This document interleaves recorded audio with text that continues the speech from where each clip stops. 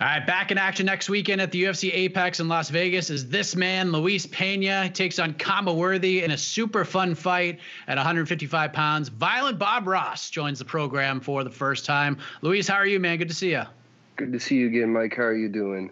Doing great. It has been a minute, sir, and I know some things have changed since we have last spoken. You're now in sunny Florida training with ATT. How's it going in the Sunshine State? Dude, I'm loving it out here.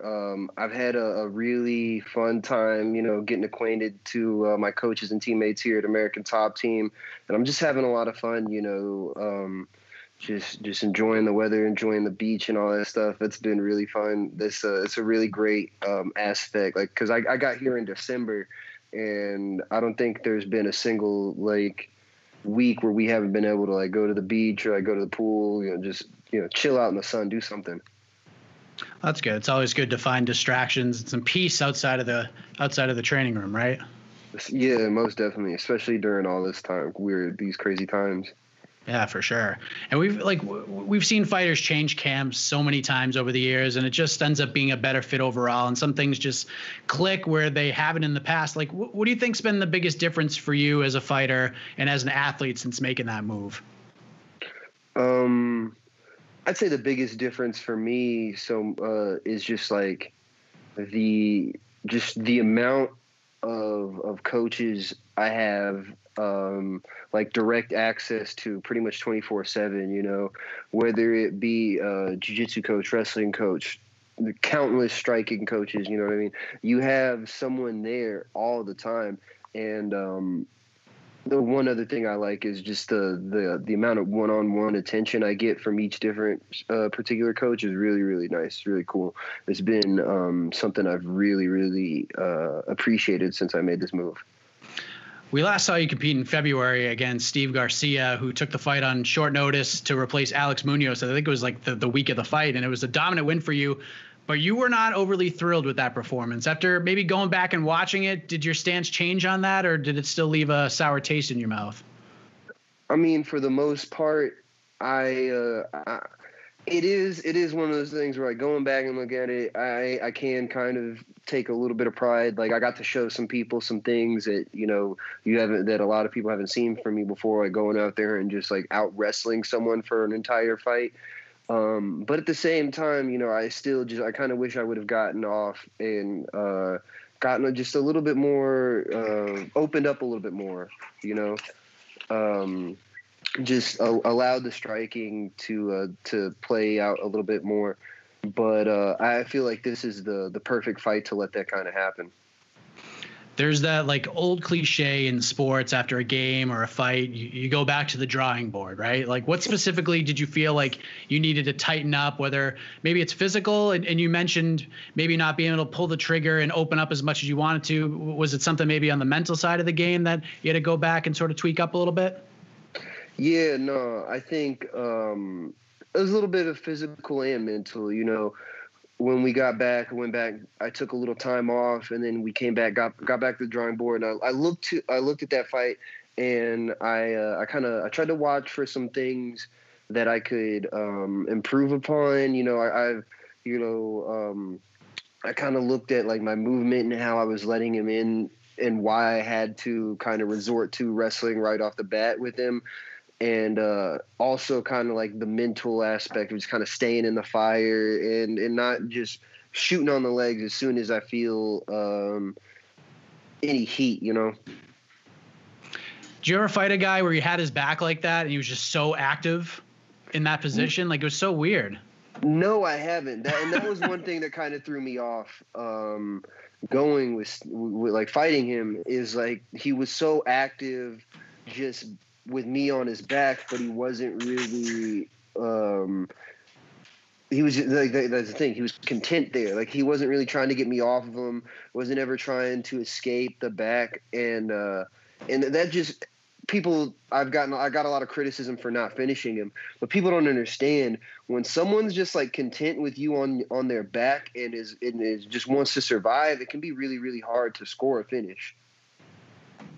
Yeah, I would agree with that. I think a lot of people were sort of thrown off by that, and we weren't even in the cage with you. But still, I mean, when they try to escape, that's when you try to find your openings to finish the fight, and they just weren't there. Exactly. You got to take what your opponent gives you in the sport. So, just like I had to take all the opportunities I had, and that was the thing. He presented really easy setups for takedowns, so I just took them. And then when it came to being actually being on him and taking his back and everything, he wasn't really presenting a lot of openings, so I had to do what I could just to secure the win. I do remember you getting some criticism after the fight because of the performance, and you were very self-critical yourself. I don't remember a time where you were criticized before, and I find it kind of puzzling and I find it puzzling anytime fans critique fighters because they're not fighters. Like, that'd be like me telling you how to fight. It makes no sense, and there's no stock in that. You know what I mean? It is, yeah, no, it is what it is. I mean, the nature of sports, you're going to have critics and people telling you what you did wrong, no matter what. You look at guys sitting on the couch telling someone like LeBron James he needs a better jumper or whatever, and it's like, dog, that's LeBron. Like, that's you know what I mean? Like, I'm not even the physical specimen that guy is. Like, I have no business telling that man anything about athletics, and you're telling me that like some couch potato has the physical acumen or the sports knowledge to be able to tell him or me or like any other professional athlete what they need to do. The guy's like 6'7", 275. He doesn't need help from anybody right now. Exactly.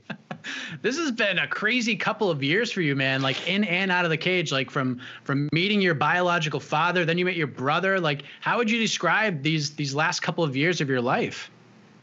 Man, whirlwind. There's definitely no other way to describe it. I've enjoyed it though. It's been really cool because as much as like people are getting to know me and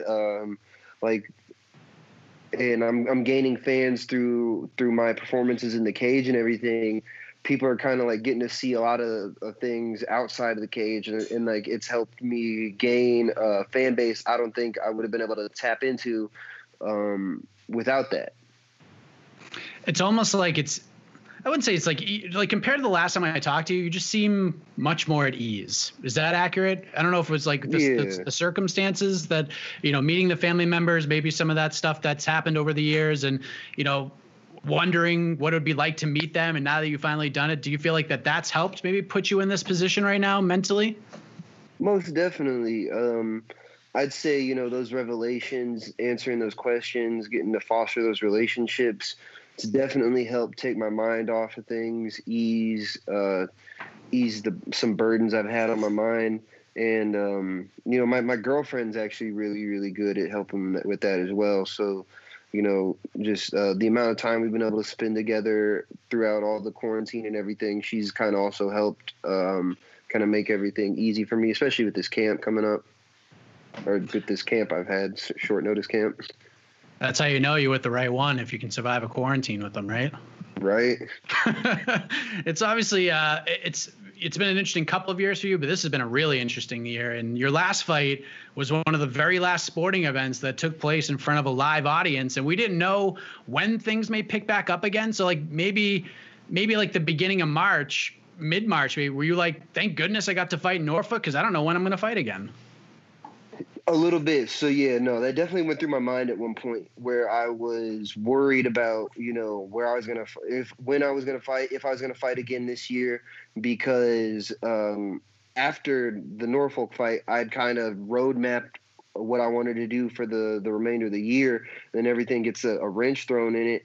And then once I started talking to my managers, and once we started figuring out when the UFC was going to start doing stuff again, that's when my tensions were eased. And I've been looking at this date, June 27th, since probably early March, mid-March anyway. So I mean, I didn't necessarily know what was going to happen, if we were still going to have fights or whatever.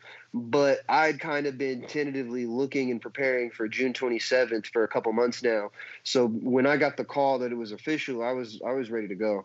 You're like Rostradamus over here, just pinpointing dates, and you know they're coming. Well, now you're going to fight next weekend, taking on Khama Worthy, and this fight came together pretty quickly, but it seems like you're already ready for that date anyways. How did you react to the matchup and seeing Khama Worthy on the other side of it? Khama's definitely been someone that was on my radar. Obviously, since he knocked out Devontae Smith. I mean, Devontae has been on my radar. He's a guy that I look at that I might get matched up with. So when he took out Devontae, I looked at that as like, all right, that's another guy that's in the mix that could be there. So it wasn't something I was super surprised with, but I don't know. I had told my managers I was looking for something a little, not necessarily someone bigger, but someone a little bit more tenured in the UFC. Like, this is my 7th walk to the octagon, you know what I mean? And this will only be Khama's 2nd. I'm not taking anything away from him for that, but it's just I just wanted, someone a little bit more around the same experience level in the UFC, but. Khama's like, he's also at the same time, he's got some name value and hype behind him with the Devontae Smith knockout. So at the same time, it was like another person. I was like, I don't mind having to take that step down in experience level or whatever, because I still see it as like a lucrative matchup for me, and I think it's a really good matchup stylistically. I don't know. I really like the matchup. I really like the way our skill sets align. And I think this is just a good not matchup for me, but just a matchup for the fans. I hope, we can go out there and put on the show that I know everyone expects us to.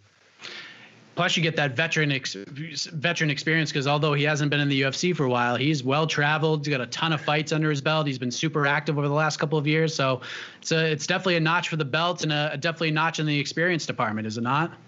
Oh, without a doubt. You can't take anything away from a guy that fought Paul Felder in his 2nd fight, So you study up on these guys. So, like, do you watch a lot of footage on your opponents at all? Do you let your coaches do that and kind of play off of them? So I watched, I've watched a couple of fights with my coaches, watched a couple of fights with my girlfriend, watched a couple of his fights with a couple of my friends and everything. I don't do a whole lot of film study.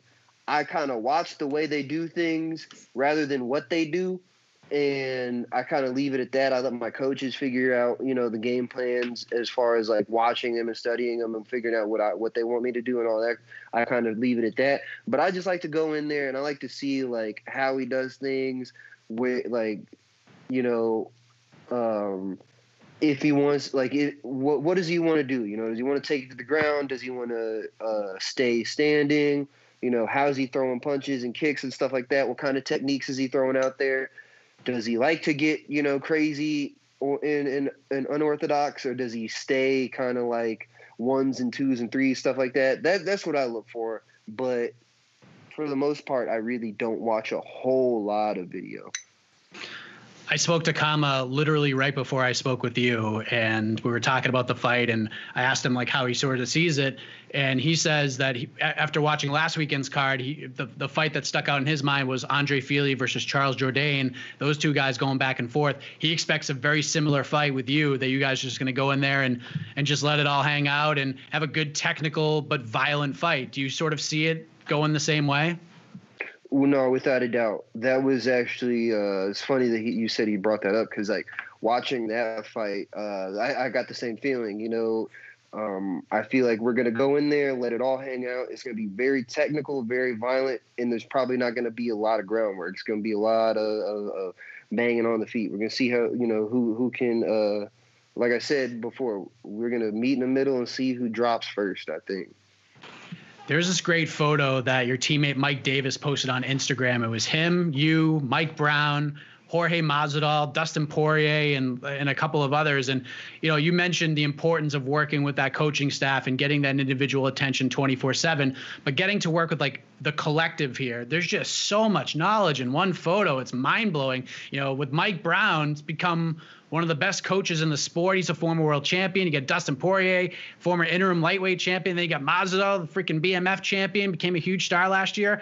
Pretty tough to top that crew sharing the mats with, is it not? No, without a doubt. It's been this camp. I can't lie. It's been some of the best work I've gotten since I've been here. Pretty much in my entire career. I can without a doubt say my two main training partners for the entire camp has been Dustin and Jorge. You know, I trained with Mike Davis a little bit. We've gotten some rounds in. We've got some good work in. He's helped me out a lot. Marcus Perez, we got a lot of work in. That's a good one of my good friends. Tiago Moises and Renato Moicano. I do a lot of roles with them. I got some good roles in with Edson Barbosa too. This whole camp has just been a who's who of training partners for me, man. It's been great. I feel very, very confident, very prepared walking in there June 27th. And after sharing that time with Dustin Poirier, it's got to be a pretty cool feeling to share this card with him at the top of the bill. Yeah, most definitely. Because like when this first started, they were bringing me in to help him out for Dan Hooker, right? Because we were very similar body styles. I can do a lot of the things. I can emulate Dan very well. So they brought me in, and then like maybe a week into that, I was like, "Yo, it's time for me to go." So like now, me and Dustin are getting into it together. We're pushing each other, and not only that, but Jorge comes in and is brought into the mix, and he's pushing the both of us. Bringing up, and the three of us are like bringing each other to a different level. It's been great. I think it's been the atmosphere, the environment at Top Team between the three of us has been great. We've been pushing each other really hard, and everybody's kind of at this point all focused on the same goal. We're bringing three guys, myself, Dustin, and Felipe Lins. Next week, we're bringing out like 9 different coaches. ATT's coming strong. I wasn't sure if you did or not, but I know you just got to ATT in December. Did you train with Colby Covington at all? I know he's no longer a part of the team, but did you get a chance to work with him at all? It's funny. You're not the first person that's asked me about this. I doubt you'll be the last. But Nas, I have legitimately never seen that man in the gym. I'm not saying he ain't ever been there while I was there, but me and him just never crossed paths. We were never even in the same area at the same time. I've never saw him. You know what I mean? So it's like I don't have any experience with the man. I've never spoken words to him, so I don't know anything, as far as that. And when it comes to the behind the scenes drama, I kind of stay to myself there at the gym anyway. I live there in the dorms, and I come out right before practice, get warmed up, don't really talk to nobody. I leave right after, go straight up to my dorm. I'm in and out of I stay in my dorm. I pretty much don't talk to nobody except my girlfriend, and then that's about it, So when it comes to all that, I don't really know too much. Yeah, I wasn't looking for the salacious scoop or anything like that. Yeah, I was just curious because by the time you got there to the time he left, it wasn't a lot of time, and you hear conflicting reports, different takes on him. So I was just kind of curious. But more importantly than that, the next chapter of your career is going to be written next Saturday in an empty arena in Las Vegas. You've done the empty arena thing before, the small cage thing before in The Ultimate Fighter. Do you look at this as, I've done this before, I'm used to it, or is this a totally different thing altogether? Oh, no, without a doubt. That's something, me, I talked with Conan before, doing this is he was like, how do you feel about fighting in an empty arena in a small cage? I was like, you forget I was on Ultimate Fighter, man. This ain't nothing to me. There'll probably be less people there at the Apex than there was when we fought on the Ultimate Fighter. You know what I mean? That. And for me, that, I don't know, it's not really anything that I care about. Although I'm not going to lie, it's going to be cool to be able to have walkout music this time. Do you have an official prediction here? Prediction, man, I don't know. I want to say 3rd round TKO, but I could also see, us going to a decision. Khama's very tough. It's going to be hard to get him out of there, and I know he's fighting for a lot just as much as I am. We are looking forward to this one in a big way. It's obviously a tough time in the world, tough time in the country, and while it doesn't fix all of it. It provides a nice distraction, and you're going to be a big part of that. Before we let you go, Luis, I appreciate the time very much. Anything else you want to get off your chest? I just want to say thank you to all the fans that have been tuning in to the UFC over these past few weeks and these past couple months. I know we've been like one of the only distractions for everybody, and it's just a huge, huge appreciation for everybody that supported us and been able to that we've been able to provide a little bit of entertainment and solace for in these hard times. Thank you guys for continuing to support us, and hopefully we can continue to entertain. Well said, man. Safe travels to Vegas, and all the best to you on June 27th, Luis. Good catching up with you. Good catching up with you too, Mike. Have a good day.